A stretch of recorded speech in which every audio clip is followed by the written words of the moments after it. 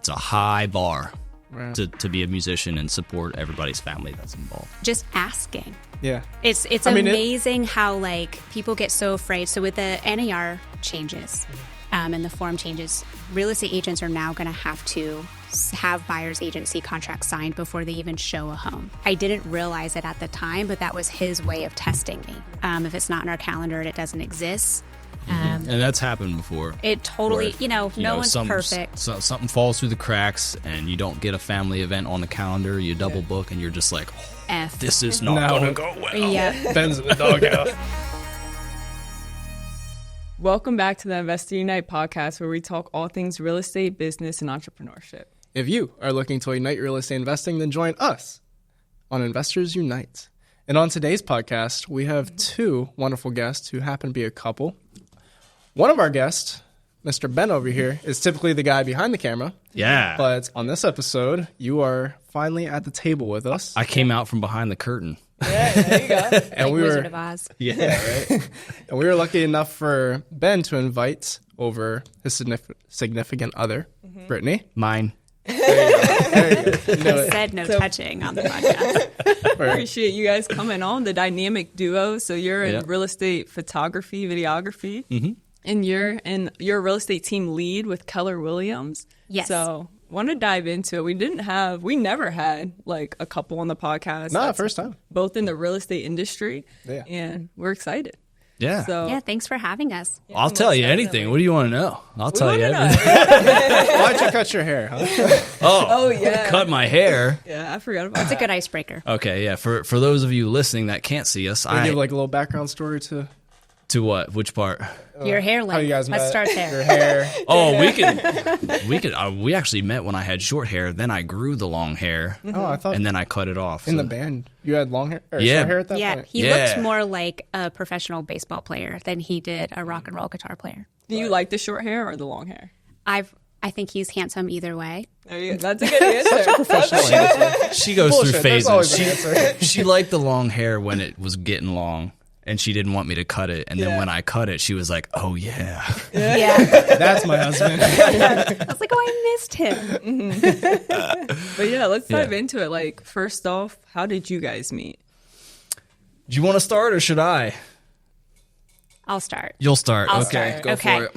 So for context, it was my first night out in like 4 years. So I had a 3-year-old at home, like a 1.5-year-old at home, and my cousin was on the prowl. And she was like, let's go out tonight. It's New Year's Eve. And I was like, I don't know. Like, I have kids. And my aunt was also in town. So she was like, look, I'll watch the kids. Like, you two go out and have fun. So she's like, well, where do we go? And I'm like, I don't know. It's been a really long time. And I'm like, I heard of this place called Blarney's, R.I.P., that a lot of people like to go to. So why don't we check that out? So we walk in. It was still kind of dead. We saw this band setting up. And I looked at my cousin and I was like, listen, they have one song. And if they suck, let's ditch this place. I'm more in the mood for like a jukebox kind of a venue. Yeah, that's And fair. she was like, okay. So we went and had some drinks. Word started to get around that it was my first night out. So I started to get shots for free. That's always great. One being tequila. And so hadn't drank in a really long time. I was also like the hand sanitizer mom. So like wiping everything down, like wipe the cart down before you put the baby in. Next thing you know, like I remember doing a shot of tequila and like chasing the lime and licking salt off of a stranger's hand. There you go. So that sets the stage for like the zone that I was in. That's my wife. Moment. And so then the band starts playing. And there was all these people like bouncing. And they were just having a blast. And I was like, I want to go bounce with those people. Those were my words. And so I just made friends. I just found my way into the front row with all these people. And I started, I had no idea what the words were, but it was fun. So we stayed. And some guy had a Small Town Titans hat, the band name that Ben is in.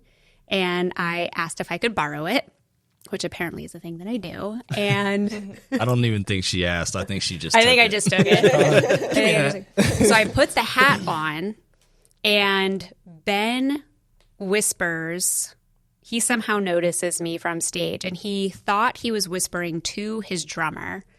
But he was like right in the mic. And he's like, I'm going to kiss that girl at midnight because it was New Year's Eve. And my cousin starts freaking out. She's like, Brittany. No touching on the podcast.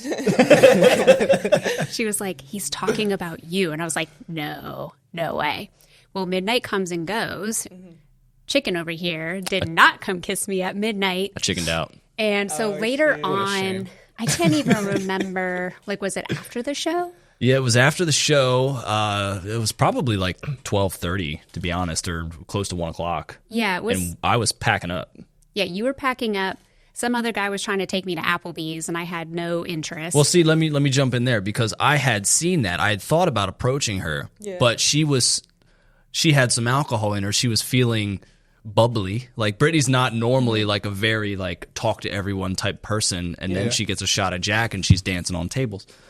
not that bad, but she was just talking to everybody. So I thought one of these people she was talking to was potentially her boyfriend or her date. Like, I had no idea. I've never seen her before in my life. Fair. So I saw her talking to this guy, and I was just like, whatever. And then I just started to pack up because I had figured, I'm not going to shoot that shot. She's over there doing her thing. I don't want to be the guy that's, you want to come talk to me instead? You're supposed to kiss me tonight. Right. Well, I ditched that guy, like mid-sentence. He was like talking, and I was like, bye. And I saw Ben walking by, and I grabbed him. And I was like, I want to kiss you just a little bit. Shoot. And that's all I needed. I ate her whole face. It was a very tongue, like sloppy. I didn't care. That's my guy. Yeah. She was He like, went for it. She was like, kiss me. I was like, no regrets. And then she looked at me and she goes, that was more than I bargained for. Best night out ever. Yeah, I was like, wow. The rest is history. Better thank your cousin. And we've been together ever since. Yeah. Wow. And how long ago was that? 6 years. Oh, shoot. Yeah, it was 6 January years. 1st, 2018. Wow. And were you in real estate like before all that started, or? Yes. Okay. So I had been in real estate almost a year at that point. But I worked for a small brokerage, so I had the opportunity to have like a small salary position. And then that helped me ease my way into sales. So I was still very green, if you will, at my real estate career. Sure. Yeah. So it sounds like you guys both actually come from some kind of entrepreneurial background where you probably had a job at the time as well. But being in the band, I mean, that's definitely a full-time gig in itself, right? Yeah. For a while, I was in the band and I had a full-time job. I was working at UPS, kind of third shift. I managed the preload. That's miserable. So all the brown trucks that come out and deliver your packages, I was in charge of a lot of those, plus some trailers. Nice. And I was doing that for a long time. That's what I was doing when Brittany and I met. Yeah. And then we're crazy, though. So after we met, should I fast forward to when we just jumped? Yeah. Okay. Yeah. Long I think story. that's a great next chapter. Yeah. Long story short, we started dating, obviously. We ended up moving in together. I became a stepfather to two little girls. I inherited two awesome little girls. I was going to ask, I know this isn't really a relationship podcast, but I'm curious, like, you didn't have any kids beforehand, correct? No. So how was that, just going from, like, no kids to now, like, two, not babies, but, a little Yeah. bit. I did say before we started this podcast that I might curse, No, but only if it calls for it. And this calls for It it. was fucking It great. was fucking terrifying. Oh. It was terrifying. But great at the same time. The reason that it was terrifying was because I had never had that type of responsibility before. Right. I was now going to spend every day in front of two little minds that were looking up to me to mold them, or at least 50% mold them. Right. So like I had this newfound like purpose in life, this new way that I needed to conduct myself. I couldn't just be This crazy band this player. bachelor, anymore. But Brittany and I were determined to provide a better life for the kids and to do something that we both wanted to do. We were both stuck in these positions that we felt like were dead end. And I looked at her one day and I was like, I think like if I quit my job and go full time into music, I think I can do it. Yeah. And she supported me. And at the same time, she was like, I think if I go full time into real estate and like stop doing the other administrative stuff that she was doing. She was like, I think I can do it. And I was like, I think you can too. Yeah. And we did. So awesome. We both just kind of like figuratively held hands and jumped off the cliff and like hoped for the best. Yeah. That's so scary. Because you said you had a little bit of salary plus commission, and then you didn't have. He was hourly at UPS. Hourly at UPS. But he had like health insurance and all the things that come with it. Right. So how do you get paid as a band? Right. It's just any gig you do. So the way that worked was just kind of like any other business. We there was 3 of us in the band. We had 33% ownership. Yeah. And whatever we made got put into a band business account, and then we would take a draw from that based on how much was in there to to help supplement whatever after expenses and investing and that kind of thing. Yeah. So just to be totally honest with you, we never made any kind of substantial money. Right. It was like, I think the most I've ever taken was like $2,000 a month. Yeah. Wow. Yeah. So like you don't make a whole lot of money, and I'm not afraid to admit it. Well, and part of it's because the expenses are large. Yeah. Like to tour, it costs a lot of money to the amount of Facebook marketing, social media marketing that you had to do. Like it costs a lot of money. So were you the one kind of managing the marketing for the band? Not necessarily. I was kind of just like a creative vision. Yeah. Our drummer at the time really took on the social media, like posting and stuff, and he was taking courses on how to run ads, and we had a really successful ad. There you go. The You're a Mean One, Mr. Grinch blew up. Yep. Yeah. You've had several videos pop off like that now. Yeah. So we've had a decent amount of success with the band, but it was never enough to like fully support a family. It was never there. Like you need to be going bonkers in order to support a family in the music industry. Like I tell people all the time, like if you're thinking about going in the music industry, my advice to you is to quit. and live in your mom's basement. Yeah. Try it on the side. Right. And like quit now, do something comfortable. And if you think I'm crazy for saying that, then you might be cut out for it.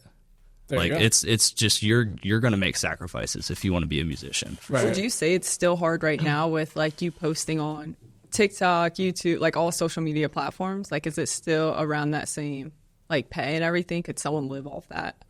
No. Yeah, I mean now it's actually, it's gone down a little bit because expenses are going up. Like we're making we're getting brand deals and stuff, but nothing that's like, hey man, like we can all support our families now. Like you can't do it. You got to. It's a high bar to be a musician and support everybody's family that's involved. But once you get there, you can blow up pretty quick. Thank God you got this one. Yeah.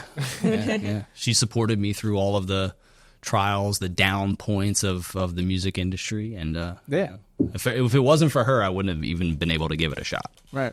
That's awesome.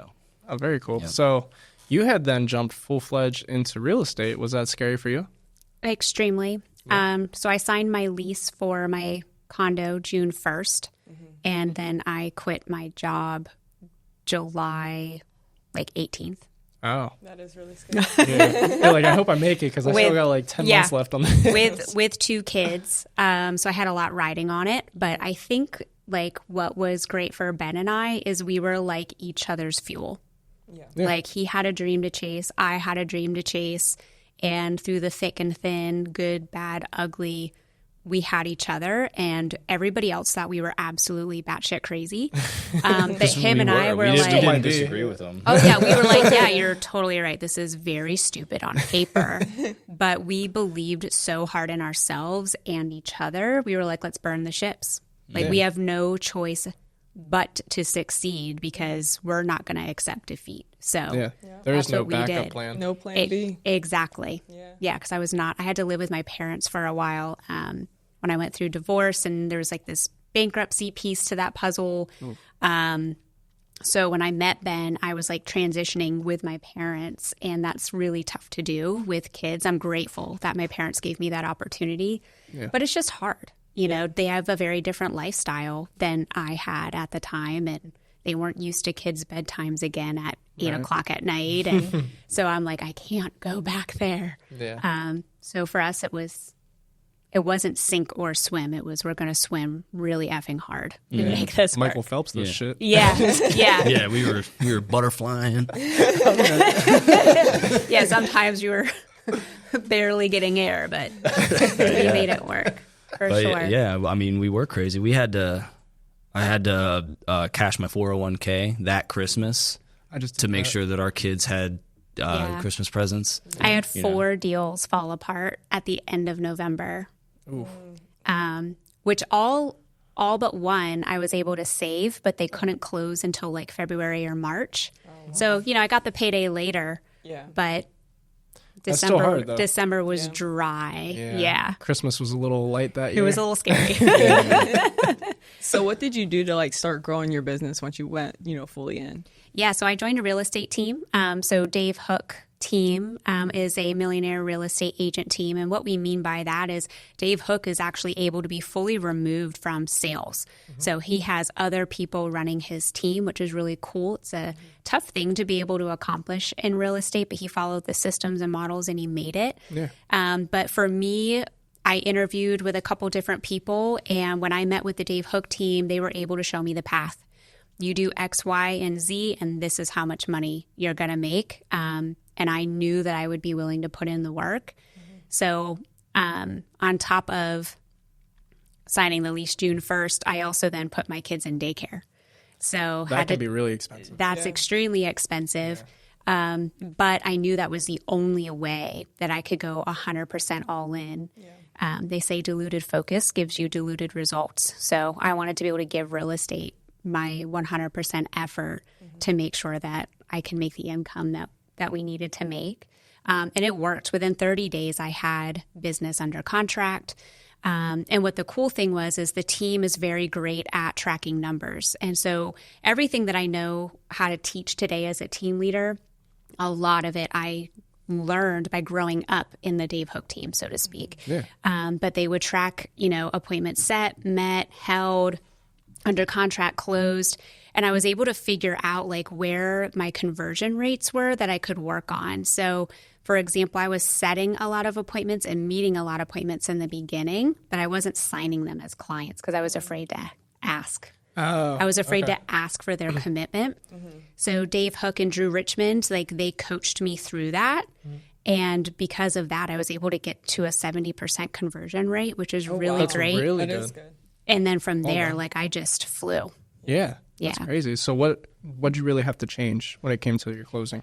Just asking. Yeah. It's amazing how like people get so afraid. So with the NAR changes and the form changes, real estate agents are now going to have buyer's agency contracts signed before they even show a home. Yeah. So before it was kind of like the wild, wild west. Agents would get them signed maybe at like when they wrote the offer, which is really frowned upon. But when you do it right, you do it up front. You have a professional consult. You explain to them the whole process.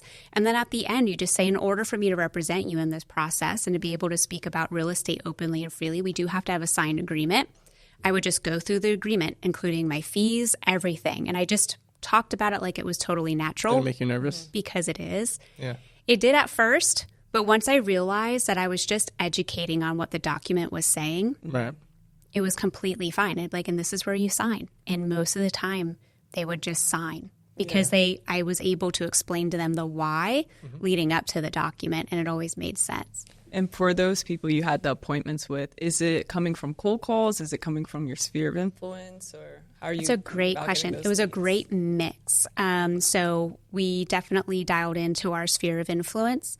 At the time, my sphere was a little small. I lost a good bit of it in the divorce. So I leaned on the team then for leads. Yeah. Okay. So we cold called old leads. Then we had the warm leads that would come in. So it was a good mixture.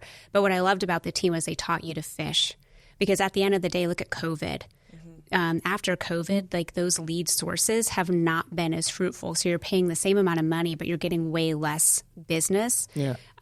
It's also a lot harder to convert that kind of business than your own database. People who already like, know, and trust you. You have 4 times the ability to get them signed than somebody who has no idea who you are. So they taught us how to run a 36 touch plan at a high level. Now we recommend doing more like 60 touches because of social media. Your clients or your sphere are constantly being blasted with other realtors' information. So to stay top of mind, that's now the goal. By touches, you just mean interactions or contact with? Contacts, emails, postcards, events. And this is before you get that contract signed? Like, touch base with them about 60 times beforehand? Or it could be past clients and you're just staying in touch with them. Oh, okay. So that way they refer you more clients. Yeah. We pulled out a lot of different ways of doing that too. Like we used to make our own homemade wine, and you can't sell that because we don't have a wine license. But we would make these little bottles, right? Yeah. And we would start giving them out with Brittany's business card on them. That's pretty cool. Everyone accepts wine. Yeah, of course. Yeah, just about. Who doesn't want a glass of wine? Yeah, we got these little bottles, and we'd put like cute labels on them, and we fantasized about going into the wine business sometime later in life. I'm not sure if that's still a fantasy. Yeah. Right. But like we were just doing everything that we had that we could use to market or touch. That's really smart. Yeah, we Pop tried. pies. Exactly. Yeah. And every time that we did a round, I always got at least one piece of business. Did you? Which when you think about how much a commission check is versus, the couple $100 it cost us to make that batch of wine. And we had fun doing it. Yeah. And I think that's the key. Yeah. Like if you don't like cold calling and sales, any sales business, if you don't like cold calling, you don't have to cold call. You can do something that you love doing. Just do it at a high level and consistently, and you'll get business. Yeah. Gotcha. That is so true. Now, I do want to talk about how you transitioned to becoming that lead role and dive into like the leadership, like what got you into leadership, Yeah, for sure. So it was during COVID? Was it during COVID? I think it was just coming out of COVID. It was just coming out of COVID. You're right. And I had done over 100 transactions at this point, and I was just it was losing its luster. Like I had gotten into such a system, which was great. Yeah. But I wasn't finding it exciting anymore. I was getting a little bored. Yeah. But what I did find exciting was when new agents would come on the team and they would need help. And I loved help coaching them. I loved kind of taking them underneath my wing and showing them the ropes. And so I had a conversation with Drew and Dave and just let them know, like, hey, this is how I'm feeling. I really think I would prefer to be more in this like teaching type role and a supportive role more than being in sales. Also at this time, Ben's band, so COVID shut down the industry, like they couldn't tour. Right. Well, once they came out of COVID, they had a lot of shows coming up, big tour opportunities. And when he toured, being basically a single mom again in real estate was just really stressful. Yeah. Always having to get babysitters. They'd, not show up or they'd be late. Like it was just a headache that I didn't. I was showing like they need to get here. Right. I had to drag them along sometimes. And so it just got to the point where I was like, I just don't know if I want to do this anymore. So they took me through a process called career visioning.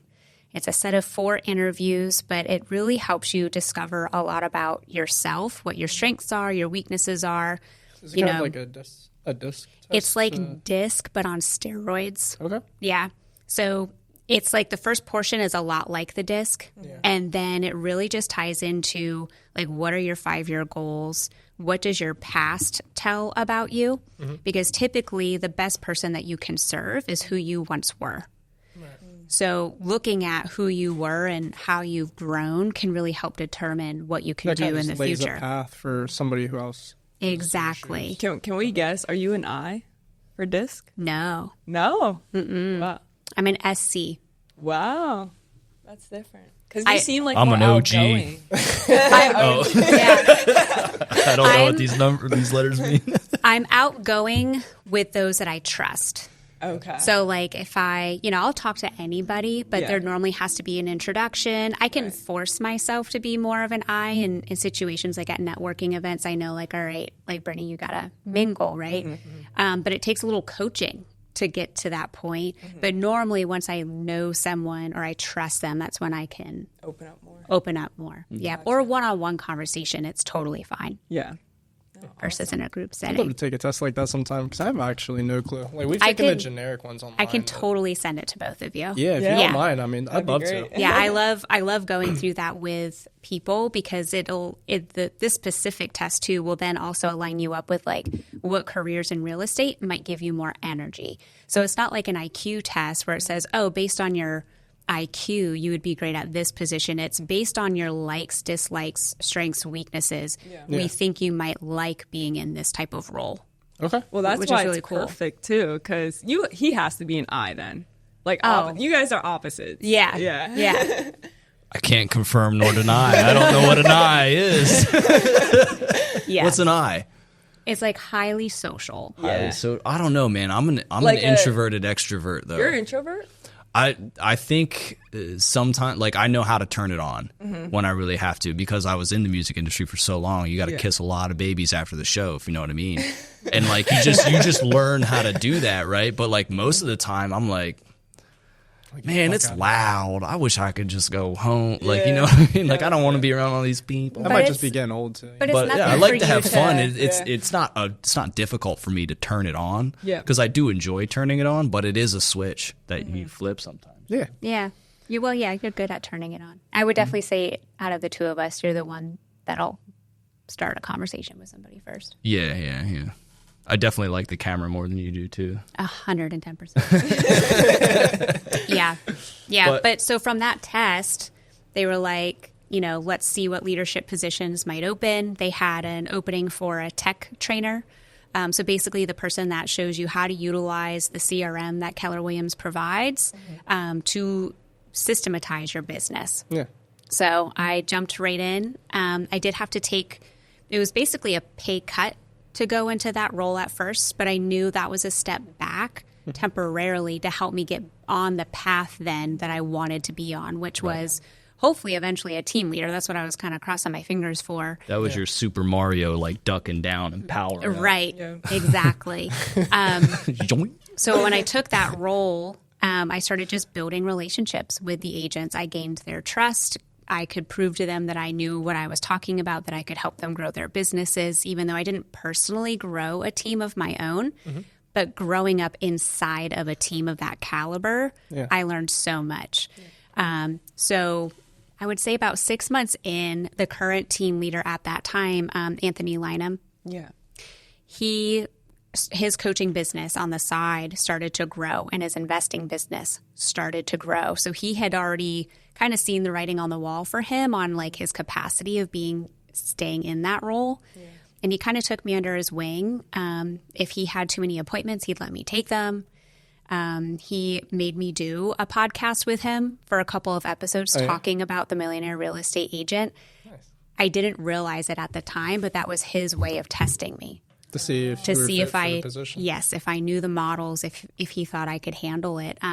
So when he started to transition out, he actually suggested then to Matt Madden and Dave Hook, I think you need to consider Brittany for the team leader role. There was definitely some hesitations there because I'm more quiet. Most team leaders are like the hype man, like they are very high eyes and very social. They're very direct and assertive, and I definitely take a different kind of approach to consulting. But it's been 3 years and I absolutely love it. That's awesome. Yeah, that's really good. Mm-hmm. Now, because I know you made the introduction, I think so, to Nate to get him the job here. Yes. For like videography, photography. So let's talk about that. Like, how did you start your job here? Here, okay. All well, this. everything that I was doing in the music industry was still going well. But as we started to progress deeper and deeper and deeper and get older and older and older, you start to think like, all right, we're all 33-year-old dudes. We have wives and kids. Like, is the thought of like, going on these huge world tours something that you still want? And it starts to get in the back of your head. You start to think, man, I just really want to dig some roots in maybe a little bit, step back from touring a little bit and focus more on making content, because there's multiple ways you can make money in the music industry. You don't have to grind on the road anymore. Yeah. So we started to go in the content direction because we wanted to live more comfortable lives. Touring is not comfortable unless you're like the Foo Fighters. So we started doing that, and knowing that I wasn't going to have to leave for tour, I now had the ability to commit to something else as well. And Brittany told me that Nate was looking for some help down here. I didn't really know what he was all getting into, but I knew Nate had a great reputation. So one day I just called him. I was like, hey, man, I just want to let you know that, like, I'm available. If you're growing and you have a lot of work, like, give me a call. I'd love to be able to help you out. And essentially he was like, dude, do you want to come to the studio, like, right now? And I was like, yeah. I'm like looking for her. So I came down. He's back there running the podcast. So I came down, and he showed me everything that he has going on here, and I was just like blown away at the potential that I saw. Because if Nate and I didn't work together, I would be trying to do what he's doing right now on my own. Because I was already getting into real estate photography. I had bought some equipment. I was learning all about how to do it. Yeah. And it was something I really wanted to do because I wanted to use the skills that I had developed from being in the band, which was all the media, all the graphic design, all the editing, all the video. Did that because kind of like led into this. Dude, yeah. The band bought me my first camera. It was a Panasonic GH5. Like, I learned how to be a professional videographer. Yeah.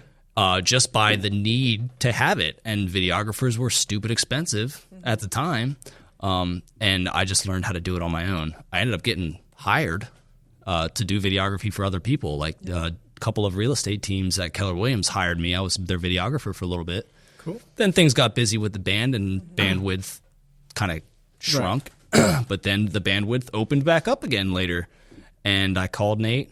He brought me in. I was like, dude, this is where I need to be. Yeah, I'm walking in the office like, who's this new guy? Yeah. Right? Had the long hair at the time. Yeah. Like, who's Nate hiring? Right. Yeah, and this is back in what, March? Or something like yeah, that, it was I end think. of March. Yeah. of this year. It's crazy. It's been that long already. Yeah. It feels like yesterday. Like, I feel like I've only been working with Nate for just like 3 months, but it's been a little longer than that. A little bit. But the two of you interact and work really well together in a way that looks like you two have worked together for years. Yes. Like your Yes. partnership, you two also have like a yin and yang. Yeah. That works really well together. Yeah, no. Yeah, like I'm high energy and really good looking, and Nate's low energy and, not that. I'm just kidding. I kid. But no, that's awesome. And you guys are like in the process of like scaling the company, adding on new hires and stuff. So like, what has that been like? It's been amazing because it's working. So, we're not, millionaires overnight or anything like that. But, since I came in here and started working with him, I think Nate finally felt a little bit more comfortable. He's like, okay, like let's go take the world on. Like, let's get all the right people in the right seats so that we can step back and focus on marketing and growing the business and creating the content, the things that we truly love and want to do more of. So we just have the ability to come in every day as a team and work on growing and building something, rowing our boats toward the same waterfall, Right. I don't know if that's a great analogy, though, because That works. going over a waterfall is not great, but you know what I mean? We're rowing our boats in the same I direction. envisioned it like where you're at the bottom of the waterfall, and it's beautiful. Yes, and we're about to get There you a There you beautiful... go. We'll save your metaphors. Yes. All good. Okay. Somehow climb that waterfall. Yes, we will get to the top of that waterfall. Now, I want to know what it's like because I know you work crazy hours from seeing you here in the office, and I'm sure you do as well with meeting with other agents and stuff like that. With you both being entrepreneurs, what is it like in the household? Like, is it tough? Like, sometimes... It's not very routine. Yeah, like, is it different? Late nights, early mornings? Like, how do you guys manage that? And, like, what are your thoughts on that? You want me to go or you? We're pretty structured. Structured as we can As be. much as possible. And, like, we actually have come to find that more structure actually gives you more freedom. So we're just very hyper focused during the day. We do both get up early. What time? He gets up at 4:30. I get up at 5:15. He brings me my coffee every morning. Yeah. I'm very every day. Every day. For 5 years. Yep. So yeah, he brings me my coffee. He goes to the gym. I practice Miracle Mornings by Hal Elrod. I work out at home so that way I can be home with the kids. I also just prefer working out at home. So it's like win-win. We both get to get that fitness in a way that works for both of our schedules. And then we kind of have, unless he needs to come into Neary Creative early, or if he has like an early morning appointment, we'll work it out. But most of the time, I'm the one that'll leave first. But then my job is to make sure that I'm home by 5 so that way he can take evening appointments. Okay. So that's how we try to balance that. But really, it's a lot of communication. Yeah. We Google Calendar everything. Yeah. If it's not in our calendar, it doesn't exist. And that's happened before. It totally, no one's perfect. Something falls through the cracks and you don't get a family event on the calendar. You double book and you're just like, this is not going to go well. Yeah. Ben's in the doghouse. We got we have like our list of 5 or 6 people that we will reach out to first. So if we both have an evening event in the evenings, because it's my job to get home by 5, if I have to work late, it's my responsibility to find the babysitters for the kids. And vice versa. If he needs to come in early and I can't stay a little bit later, if I do need to be in the office for something, then he'll find the babysitter for that morning and make arrangements just so that way it feels more balanced. And that's something that we learned over time, how to work together on. But then sometimes if we're both stuck, we're like, okay, let's put our heads together and figure this out. Yeah, we're always there. The plan B every time is like, if I can't do it in the morning, like the kids are my responsibility in the morning, hers in the afternoons and evenings. Yeah. And it's like, if I drop the ball, the first person I'm calling is her. And if she can help, she will, Yeah. And most of the time we don't work a lot of evenings, actually. Like we'll get the phone calls here and there, but we can be home if we need to. But we do try really hard to get as much done during the workday. So that we can be more intentional with the kids at night. And now we'll give each other grace. Like sometimes there's a project that I'm excited to work about, or there's a project he's excited to work about. We might work Saturday mornings from home. But we've definitely gotten better over the years of figuring out how to be more structured so that we can protect our family time. Right. And we might sound like old people, but we're in bed like no later than 9 o'clock. Oh no, that's me too. I mean, if you're getting up at 4:30, like you're like 8:30 comes around and you're like, yo, I gotta start getting ready for bed. Yeah, your body gets used to that. Yep. I have like extreme just FOMO for no fucking reason either. It's just, you think you're gonna miss something at 10 o'clock? 12 o'clock even. Dude, no He's way. Like, what might happen? No, it's seriously like my bedtime range is between 11:30 to 1. And I don't know how he does it because he wakes up at 5. Yeah. See, I can't do that. I couldn't run on that sleep. But there are some people, the majority of people need 7 to 8 hours of sleep. But there are those outliers that can function on 5. And as long as you know your number. Wish I had that superpower. Then you if won't. I can get 4, I'm good. Oh, wow. That's crazy. Yeah, there's those crazy people out there. Skyler is one that of those can do people. that. But as long as you know your number. Yeah, my whole family, they're just like, what the fuck is wrong? Yeah. Go to bed, man. Yeah. I'm just like, no, there's something to do. We gotta go do something. I love it. Going for a run at like midnight up the mountain. Dude, that's my favorite time to run is when it's dark. Yeah. But like I just get that in the first half of the day instead of the last. I gotta half. go to work. I can't yet. Yeah. Maybe when I start working for you guys. Yeah. Do that. Yeah. I know you some love runs. running. Do you love running too or no? No. Really? No, I used to back in the day, back when I was like in my early 20s, but pre-kids, I used to run all the time, like 4 miles a day. And then post-kids, that just became difficult. So I just found other means of exercise. And then just in my old age, like I have hip problems and 35's real. So now I do strength training. Actually, what I found is, to be more serious, what I found is for women, we tend to think that cardio is the best way to burn fat and stay healthy. And although cardio is important for heart health, like strength training is the best thing for you. So that's been my focus the last year. Awesome. Yeah. She's 35. I'm 34. Cougar. She's going for them younger men because I can still run. I figured this time I could train my husband if he was younger Yeah, versus coming to me with bad habits. She's grooming me. Well, she is the leader of the team, right? Yeah, right. Yeah. She's the leader of the household for sure. She's CFO. I don't know anything about. I'm not very good with finances, so not that I couldn't be, but I just never took that on. So that's just like her thing. Yeah. And God forbid if I try to hold her to a budget, that ain't gonna work. No. You tell me I can't spend money. It's true. You do have to have some fun with it. Yeah. Can't be all work and no play.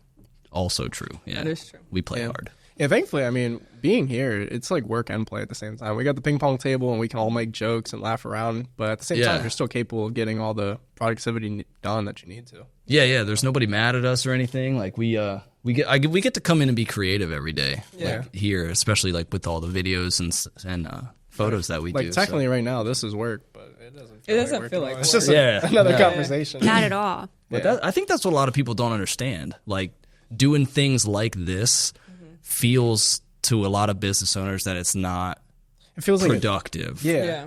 But it's intensely productive. So productive. Yeah, and like you guys value it because you're on what episode? This is episode 36. I think so. Episode 36 podcasts in the books for you. Right. Crazy. And it's Trying to like hit 1,000 subscribers soon. right. Yeah. Subscribe. That's And, like, amazing. You guys are you're so young in the industry as well. It's like by the time you guys are, our age, you're going to be the authorities of real estate investing in this area. I'm gonna have my G-Wagon sitting out Yeah, there. I would bet my life that you would have a G-Wagon by the time you turn 34. Like That's a big bet. I think I would bet I would on say I'll it. have it 30. sooner. It'll be sooner, yeah. But yeah, you guys are doing all the things, and you're taking this like know, like, and trust social media, get on video thing seriously, which a lot of people don't do, and that's going to put you way ahead of the game. You guys are gonna blow up too once you have the whole team set out and you guys just start posting like crazy. Yeah, we're at that point now where we're trying to get all the systems just cranking. So we can Systems go, lady all right right, here." let's blow this thing up. You know what I mean? Yeah. And so, getting the systems cranking is a lot about finding the right people. Yeah. Right. So you we're have in that. like such a good energy to be on camera and like interact. I love with it. people and not. Yeah. And you got the man with all the skills behind the camera back with the there. plan. So it's Dude, just yeah. like perfect. That's yeah, the thing. it Nate, is a perfect partnership. yeah, Nate is an absolute pro. Like, I know how to use a camera and get a video, but like Nate is, Top of the line. dude, yeah. Everything that I know that made me better is I learned from him. So Yeah. Awesome. So if anyone's looking for any videography or photography of your real estate or just a podcast, hit up Neri Creative. We'll make sure to leave the link down below. I love that. I do want to add to that just because coming off of Mega Agent Camp in Austin, Texas, Rory Vaden said, if you have a revenue problem, you actually have a relationship problem. So building those relationships and having your brand and investors unite and staying consistent with it is going to help people build relationship and build trust with you through social media. And anybody who's in sales, if you're not putting yourself out there on socials, you're going to lose business to people who do, especially millennials and younger. We trust social media more than news media. Oh, absolutely. And we do build relationship with people through video. And it's definitely a hot topic right now in the industry. And being a team leader, I would just like to disclose that does not replace lead gen. Social media is considered Gotta say it. marketing time, although just as important, but it doesn't erase lead gen time. yeah. Just in case any of your students are watching. Just in case any of my agents forget are the listening. It's Lead another thing you have to do. Yeah. But yeah, like I've had so many times where people I've never met are on a first name basis with me and they talk to me like they've known me all their life. the And I'm coolest just thing like, ever. what was your name? Yeah. But like it's the greatest thing ever because you're like, oh yeah, like they know me because of all the content I put out. So It's crazy. yeah. Remember the first time that happened? It was honestly just like a holy shit moment. Yeah. Like, it's like, and it was at a bar at like 2 a.m. downtown. You know? Yep. So it was like random ass drunk dude called Skyler. I'm like, I don't know this guy. He's like a freaking nature big. I'm just like, oh man, what'd I do to you? I watch you on the YouTube. He's like, I watch your podcast. I'm like, oh shit. It's like, I've made it. Yeah, right. Yeah. It was an amazing feeling. It's happened multiple times since then, which just shows that what we're doing, I mean, it's working It a little bit. absolutely works. Getting out It there. absolutely works. So, Even like going through, I was cold calling a lot of agents throughout the area just to try to build relationships with them, have some kind of deal flow through that. And there's been, well, one specifically that I can name, possibly more, I don't know. But as soon as I called him, I was like, hey, this is Skyler. You know, I work out of Harrisburg. We'll come buy more properties. Wonder if you have any pocket listings, blah, blah, blah. He was like, I know who you are. I was like, oh, okay. It's like, yeah, I've seen all your podcasts. Don't worry. If I get anything, I'll send it over your way. I was like, fucking awesome. yeah, Like, and boom. it makes the cold calls warmer. Yeah, because they already feel like they know you. Exactly. And that's definitely what I mean about that trust. Because you're going to be the top of mind person versus somebody that maybe he's worked with before, but they're not constantly in front of him. I think I read that you see like an average of 1,000 posts every single day. Wow. And we scroll on average the length of the Eiffel Tower every day. Wow.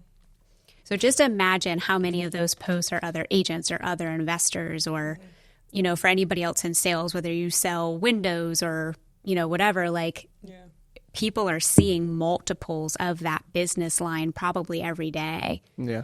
And that's where a lot of us are spending a lot of our free time now. So that's why it's so important to just consistently be putting out content of value, which you're doing. So it's amazing. Yeah. I know you speak about like self-development a lot. Like, what do you do? I know you said the Miracle Morning. You do a lot of that, a lot of reading. Like, what are your main books, I would say? Like, what do you recommend? You're going to be here a while. I know. Let me get out my scroll, my list. I guess it depends on what you're looking for help in. I always joke that whatever you need assistance with, I have a book for that. But like habits outside of Miracle Morning, I would say Atomic Habits. Yes, negotiating for any sales type business, never split the difference. For the importance of leverage in your business, especially if you're somebody who's afraid to make that higher, I would say buy back your time. Dan Martell. Yes. Yeah. And That's on the list. I actually prefer listening to that one. I'm very much a physical book reader, but that book, at the end of every chapter, he does like a podcast like summary where he envisions or figures out what questions you would probably have after reading that chapter, and then he answers them for you, which the is name of that really one? cool. Buy Back Your Time. Okay. Anything by John Maxwell. I guess if I had to pick one, I would say 360 Leader, because that one was influential for me. Millionaire Real Estate Agent for real estate agents. Millionaire Real Estate Investor for investors who want to grow a big portfolio and build their wealth. You read a lot, huh? I read a ton. Yeah, I was going to say, like, how long does it take for you to read one book? Like, how fast are you moving these books? Usually I'll answer that. Depends on how much she loves the book. I've seen her read an entire book like this thick, like an inch, 2 inch thick in one evening. That's crazy. One evening. Yeah. Yeah. I Like she'll wish- sit in bed and it'll be, we go to bed at 9 It's o'clock. like you're scrolling. Every post you scroll, she's flipping a page. Yeah. That's Yeah. insane. Yeah. We'll go to bed at 9 o'clock but like sometimes she'll start reading at 8. So like I go to bed, it's 9 o'clock. I turn my light off. Yeah. I wake up at 11:30, 12 o'clock and she's still over there like, Has her book light on. I'm like, baby, what are I'm you like, doing? I can't stop. It's a good book. Trust me. I think I have two comments on that. One is two books that I really loved a lot recently. One that's geared towards more women is Worthy, because we tend to have a self-worth problem and not a self-confidence problem. And then second one is Becoming More by Diana Kokoska. Really great about living into your greatest potential, which I think a lot of us sell ourselves short. Like I think the majority of the population settles for contentment, and they don't live into their greatest selves. But what you said is struck a chord, because I actually say that all the time. When people say like, well, how are you able to read so much?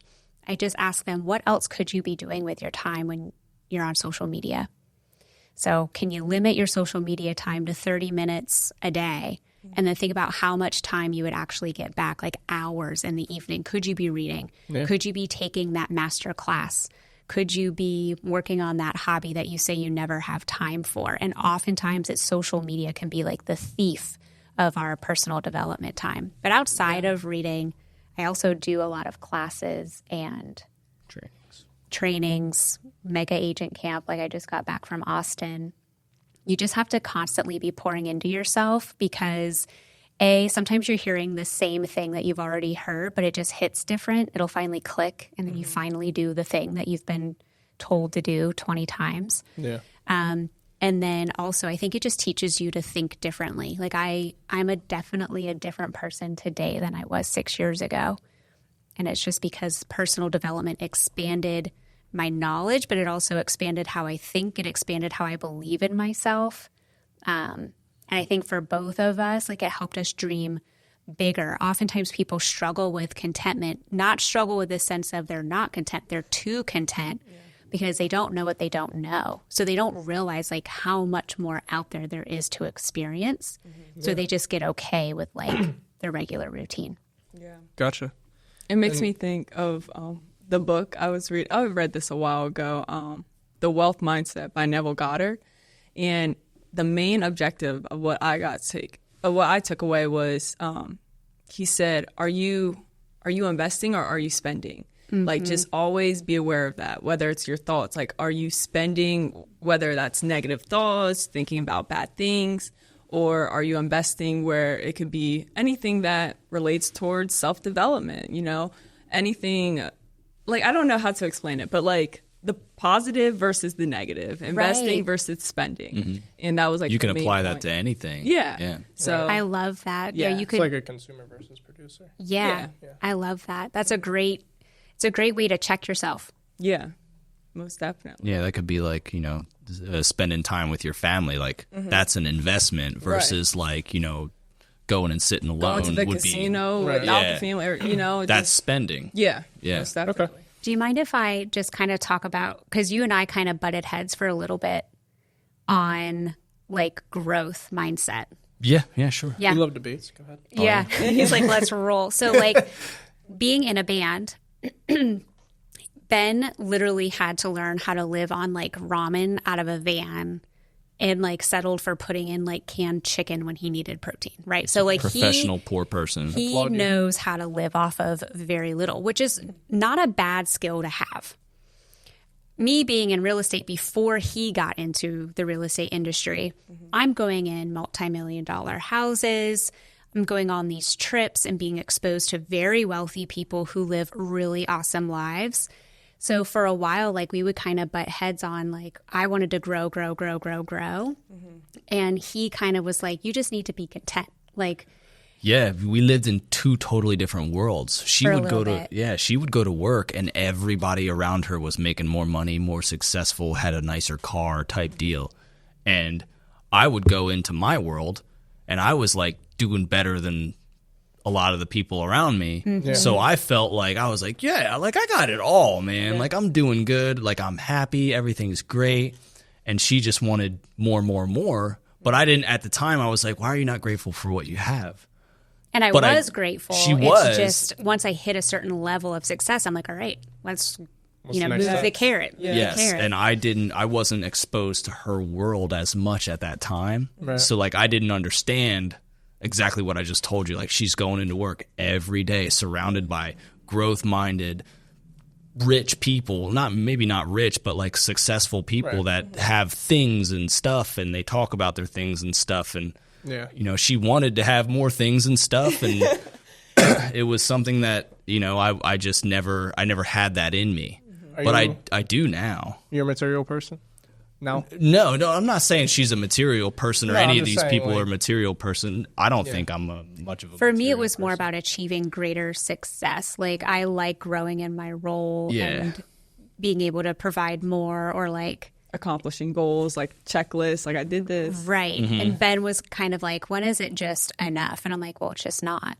It never will be. She's like, it never will be. Yeah, and I didn't understand. It took me a while to grasp that concept. Yeah. Because of where I just came from a family where, mom and dad went to work every day. They hung out after work, and that was life. Like, that was it. There was no aspirations. There was no dreams. And then I had dreams, and I was, like, living the dream at the time. But she wanted more. I was unable to give it to her at the time because of my mindset. So we butted heads on that, and then after a while, I started to like understand it. And I started to open my mind to this, like, you know what, we really do got to start kicking ass and taking names as far as like growing our wealth, because we want to build a legacy. We want to, you know, provide a better life for our family. And like, once I grasped that, I was just like, I get it now. And what made you grasp that? Because there's this quote that says, like, you can only grow to what you're exposed to. So, like, were you around her more with, you know, the Keller Williams people, or? I think it was, I rubbed elbows with her and all of her colleagues. And I think it took us butting heads really hard for me to sit down and be like, what the fuck? Like, what am I missing? Like, what? Yeah. And then I started to, like, you know, put all this stuff down on, you know, visually, figuratively down on the table and just start to sort it out. And I was like, okay, like I'm starting to put it together. I didn't have the motivation to figure it out before. I was just like, well, you're crazy. And meanwhile, like, my job is literally to help people see their greatest potential and then to put a plan in place to help them live it. Like, all right, you want to go from a $5 million producer to a $10 million producer so that way you can do X, Y, Z with your family. This is how you do it. And I could see so much talent and potential in Ben. I was like, he's got this drive. Like, if he just had a business that, because the music industry isn't the type of business where when you put in more work, you get more results. It just unfortunately doesn't. There's so much that, it's a guess and check method, dude. You could put 20 million hours into something and nobody will listen to it. Other businesses, if you're doing the right activities and you're putting in the focus and putting in systems, like, you can make it explode. And I'm like, if he could just be put in the right environment, he could just, you know, exponentially grow.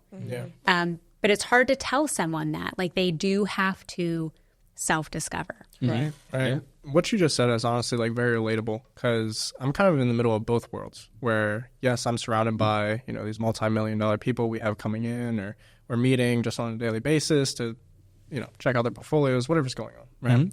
But on the other end of the spectrum, I still work my W-2 at a typical warehouse where you are seeing these people who have been there for 40 plus years and they're comfortable and they made like $18 an hour, but, you know, they just have their house, their wife, like 2 kids, probably moved out the house by now. Like, they're not striving to achieve anything greater.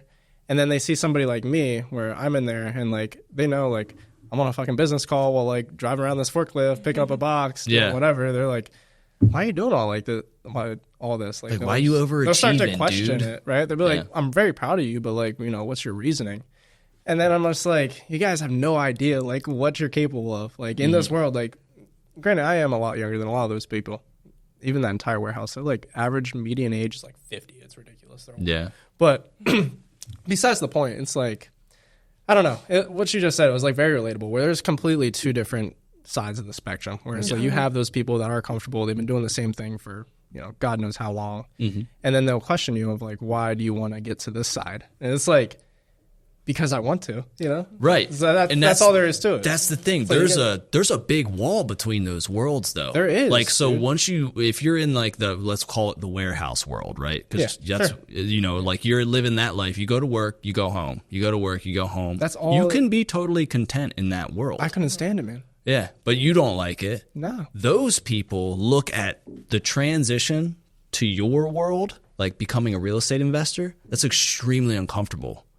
Because look, like, you guys know, it's not easy to build a business. It's not easy to get to that world. And some people look at this wall in between and just go, fuck that.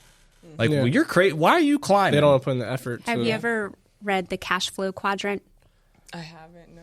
So in the cash flow quadrant, he talks about, let's just say there's a line, like, just 4 corners. In the one corner, it's employee. And then right beneath that is independent contractor. And then top right quadrant is business owner. Bottom right quadrant is investor. Most people have to move from employee to independent contractor, then to business owner, then to investor to really be able to mentally handle that shift. So trying to be a business owner and explaining your why to somebody who's in that employee mindset, it will feel foreign to them. And what the cash flow quadrant talks about is, employees, they're used to trading time for money. So to them, it's 9 to 5. I get my paycheck at the end of the week. Like, that's what they know and are comfortable with. It's stability. Yeah. They get benefits. Like, that's the mindset that they're in. Then when you move into independent contractor, which is a lot of the typical real estate agent mindset, they're still really trading time for money. They just have more flexible hours. Right. But they're on this hamster wheel of, I got to sell a house to make money, got to sell a house to make money. Yeah.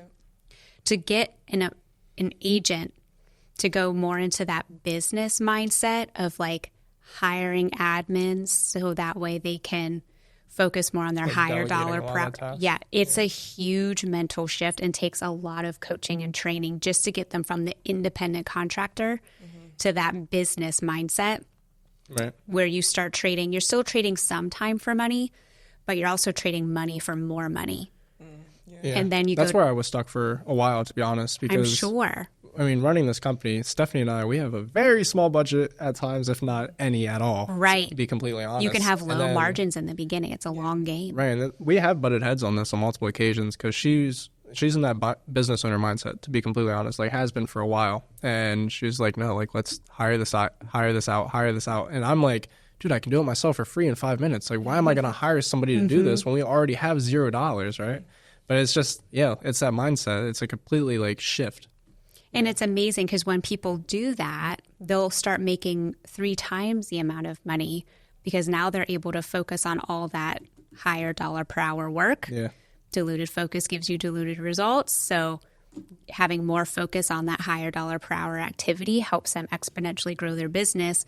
And then eventually, hopefully, you get to the point where you're just trading money for more money in that investor category. And I think that's what gets me so excited to be able to like systematize and like have the business fully automated where we wake up one morning, oh, we already got a contract, Our assistant already has it with the title company. Everything's all into place. And I just get hype about like just the ease of process. It in the future. Yeah. For sure. Yeah. Of like building the team, making sure everything's set in stone. Right. Yeah. Yeah, I look at that like that feeling of like, you're playing a video game at that point. Like you're just sitting back, like you're just like, oh man, everything I set up is working. It's just like a game of Monopoly. You're like, draw a card. Yeah, hire a person there. Right. Buy this house. Oh, yeah, cool. I bought that one. Oh, they turned it into a hotel. Very nice. There's 200 fast to go. You're just like, man, I could get a lawn chair and like a cooler right now. This is great. Yeah, it's just like a lot of that point if you wanted to. Yeah, a lot of training, a lot of SOPs, having to create, a lot of the back end stuff. But once you have that in place, and it's like a flow. Yeah, for sure. Then that pride sets in. You're just like, wow, like we built this. You know. Yeah. And then you have to focus on employee development and like leadership development, and it puts you in like a really fun seat. Yeah, no, definitely.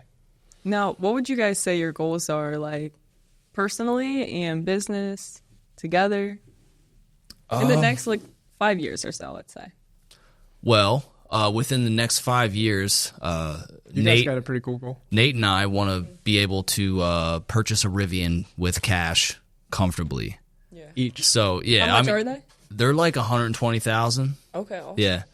So I know that's not like a super. I think I heard him say that. Like, this that's is not like okay. It's like that's not part of my financial. Yeah, that's like it's kind of a tough thing for us because Nate and I look at our business as we're like, hey, like we're gonna put people in the right place to scale, and then our goal is to scale as rapidly as we can without imploding. So wherever that ends up taking us, there's a million different things that we can do. It's a matter of like, I look at it like Legos, right? If you're building a castle, you have these towers at each end, right? And, so because we have multiple wings, we have a full videography wing. Yeah. So we want to build that tower up and put somebody at the head of it. Yeah. And then we have the real estate photography and videography. Build that up. Put somebody at the head of it. We have commercial videography. We have podcasting. We want to break into a bunch of different things. We want to be able to provide marketing resources for clients and social media management for clients. So like it's just a matter of how do we focus on one, build it up, get that going, move on to the next one. Because there's a billion different businesses we can build within this business. Yeah. And, real estate also being one of them. Like, we want to invest. So the goal is to just continuously build. There's no end game. Which one are you mainly focusing on right now? Right now, it's real estate photography. We want to get that up and running. We have all of our systems and processes. We're just getting them down on paper, and then once we can train people and get them going, like it's a thing that Nate and I can continue to market, and then have photographers in place that we show them how to do it our way, and they go do it. And there's growth within the company there because we want to put a head on it. We're going to have to get a bigger spot. Yeah. Well, this used to be a Harley-Davidson dealership, and now there's a huge Harley-Davidson down the road. So we figured we're going there next. There you go. Yeah, we'll take that. Speak it into existence. I love that. Have the ribbons out front. Yeah. Right. With the G-Wagon and the Porsche. Oh, yeah. Yeah. So what are your goals? Well, we have 2 babies growing up, so I want to be able to help, if they want to go to college. I either want to help pay for college or for their first investment property. So if they don't want to go to college, that would be the alternative.